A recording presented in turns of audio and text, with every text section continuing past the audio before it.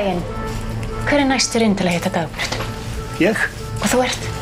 Daniel Skeving. Já, því miður þá verður hún að aflýsa.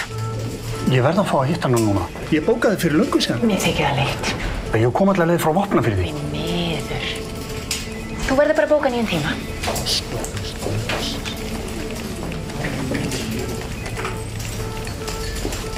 Sæl, ég á bókaðan tíma hjá Dagbjörtu. Er fulltrúi Daniel Skeving. Er hann ekki? Jú, hann þurfti að rjúka fund, hann kallaði mig til. En okkur langt í þetta? Nei, hún er bara alveg að klára. Já, akkurat. Það er það sem við ræddum í upphafi. Einmitt, við vorum sammála um það. Já, ég gerir mig fyllilega grein fyrir því. Heyrðu, ég kom með gest inn á gólf til mín. Takk fyrir þetta. Fyrirgefðu, Daniel. Það er bara búið að vera brjálað að gera.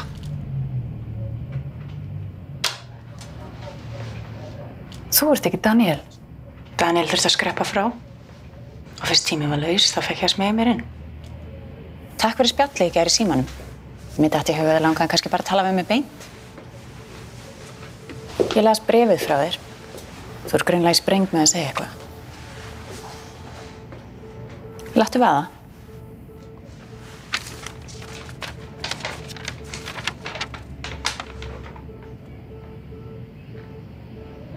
Já, hérna. Það er aldrei fullyrðingarnar í þessu bréfi. Ég kem á fjöllum. En ég myndi fara að vali í það að endurtaka það sem stendur þarna við annað fólk. Alveg að fjöllum, já. Smá prótips, svona fyrst þú ert greinilega nýbyrjuð í þessu. Passaðu næst að bílnúmeri hjá sendidíkinni skil ekki eftir brauðmálaslóð bindi þín.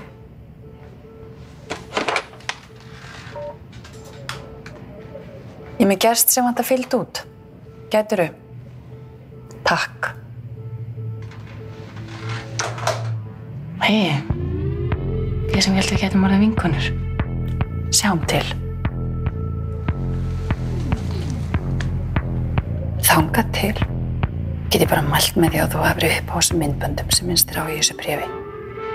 Mundu bara, bláa taskan er lykillinn. Ef það hjálpar eitthvað. Og hvernig lítur þessi bláa taska út? Það veit enginn.